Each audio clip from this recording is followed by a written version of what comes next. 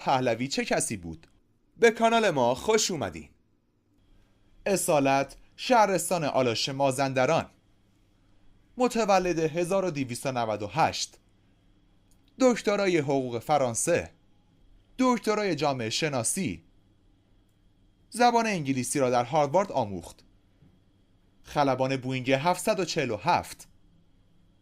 خلبان فانتوم F14. خلبان شکاری F16. خلبان افتخاری تیم فرشتگان آبی با گروه جت آمریکایی برای اولین بار. سهامدار شرکت هواپیمایی F14 که باعث خشم جیمی کارتر و کنگره آمریکا شد و اولین دلیل سقوط شاه. 70% سهامدار شرکت بنز گروپ آلمان. سهامدار شرکت هوایی شاردوگل فرانسه. سهامدار امریکن اینتر سرویس. سهامدار شرکت رویال کلن. سهامدار شرکت پلر آمریکا که بعدها تلویزیون شهاب شد.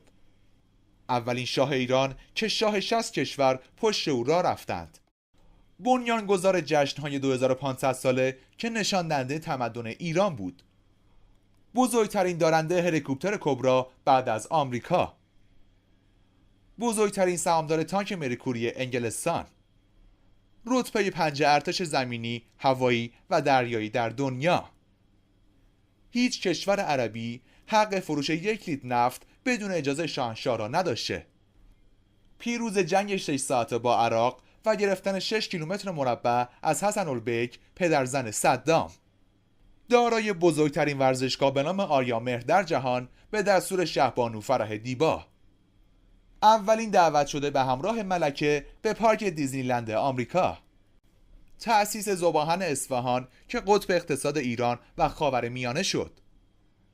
تأسیس تراکتورسازی تبریز با 10,000 کارمند. تأسیس شرکت ایران ناسیونال. تأسیس ورزشگاه بزرگ آریامهر به دست فرانسوی ها که مورد انتقاد شدید شهبانو قرار گرفت و از شرکت فرانسوی غرامت گرفته شد. بورسیه تحصیلی به 24,000 دانشجو در آمریکا که شهید دکتر شمران با بورسیه پهلوی به آمریکا رفت و زن و بچه آمریکایی داشت. وام دهنده به بزرگترین مراکز دنیا. ارقام واقعی هستند. در سال 52 این وام‌های سنگین توسط شاهنشاه پرداخت شد. 70 میلیون دلار صندوق جهانی پول. 284 میلیون دلار کشور فرانسه. 200 میلیون دلار سازمان جهانی نفت. دوران پهلوی چنان اقتداری بود که دکتر علی خلعتبری کاندیدای ریاست سازمان انرژی هسته‌ای را بر عهده گرفت و آمریکا قول ساخت 30 نیروگاه هسته‌ای به ایران داد. اقامت برای ایرانیان در 72 کشور جهان بدون ویزا. چنان قدرتی بر ایران حاکم شد که بعد از افزایش قیمت نفت از بشکه $2 به $7 که کل جهان در مقابل شاهنشاه ایران سرخم کردند. همان شاهی که عده‌ای وی را نوکر آمریکا می‌خواندند. قطع رابطه با شوروی به دلیل خیانت به ایران.